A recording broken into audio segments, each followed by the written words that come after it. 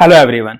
आज मैं आपसे बात करने वाला हूं पैसे के बारे में। जी हाँ, एक ऐसी चीज जो जितनी ज्यादा हमारे पास हो पर हमारा मन नहीं भरता। हमारे पास पैसा जितना ज्यादा बढ़ता चला जाता है, हमारा लालच भी बढ़ता चला जाता है। हमें लगता है हमें और पैसा मिल जाए। ऐसे में बार बार मेरे मन के अंदर एक क्वेश्चन आता है कि क्यों नहीं हमारी जो कंट्री है वो ज्यादा नोट्स को प्रिंट कर देती। क्योंकि हमें बाहर से कहीं इंपोर्ट थोड़ा करना है, हमने अपनी कंट्री के अंदर ही तो प्रिंट करना है। और अगर सोल्यूशन इतना सिंपल है तो गवर्नमेंट ने आज तक ये लिया क्यों नहीं। फिनालिसिस के अंदर आज मैं यही बात करने वाला हूं कि करेंसी को प्रिंट करने का क्राइटेरिया क्या होता है, और अगर हमारी गवर्नमेंट अनलिमिटेड करेंसी को प्रिंट कर देती है तो उससे हमारी कंट्री की इकोनॉमी का क्या हाल होगा। तो आइए शुरू करते हैं हमारा आज का वीडियो।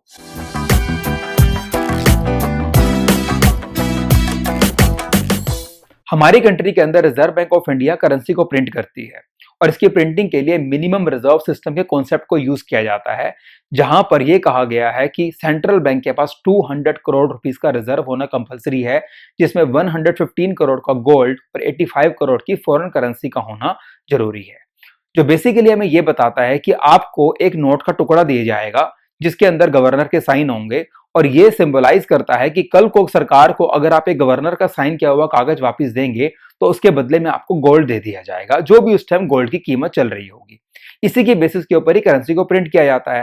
क्वेश्चन यहाँ पे ये निकल कर आता है कि अगर सरकार इस रिजर्व के मुकाबले में ज्यादा करेंसी को प्रिंट कर दे तो क्या होगा।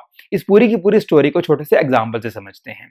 मान लीजिए एक फैमिली है, उनके पास 200 किलोग्राम गोल्ड है और उस फैमिली के अंदर 10 मेंबर्स हैं। एक ऑप्शन तो उनके पास ये है कि वो हर मेंबर के अंदर इक्वल गोल्ड को डिवाइड कर दे, लाइक जैसे 20 किलोग्राम पर पर्सन गोल्ड मिल जाएगा।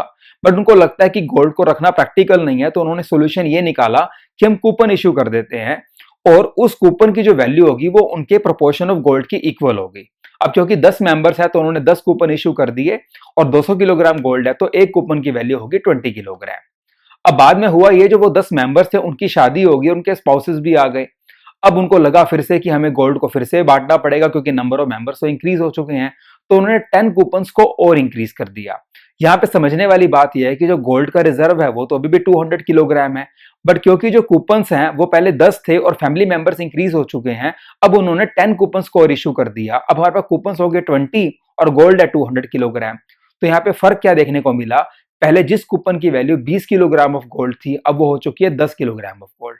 ऐसा क्यों हुआ? क्योंकि हमारा गोल्ड का रिजर्व तो उतना ही है जितना पहले था, बट क्योंकि नंबर ऑफ मेंबर इंक्रीज हो गए हैं तो हमारे कूपन की वैल्यू क्या है, कम होती चली जा रही है। यही एक रीजन होता है कि जब हमारी सरकार मार्केट के अंदर करेंसी को इश्यू करती है तो वो अपने जो रिजर्व होता है, गोल्ड का रिजर्व होता है, उसी के प्रोपोर्शन के अंदर ही इश्यू करती है। अगर हमारे पास गोल्ड कम होगा और अगर हम ज्यादा करेंसी को इश्यू कर देंगे तो हमारी करेंसी की जो वैल्यू है वो कम हो जाएगी। रीजन बीइंग क्योंकि हमारे गोल्ड के रिजर्व तो इंक्रीज हो नहीं रहे हैं, लेकिन हम करेंसी को इश्यू करते जा रहे हैं।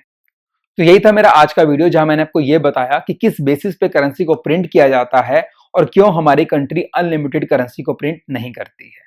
आई होप आपको ये वीडियो अच्छा लगा होगा, तो इसको लाइक एंड शेयर करना ना भूलिएगा। चैनल सब्सक्राइब नहीं किया है तो please hit the subscribe button. Thank you so much for watching this video. Take care.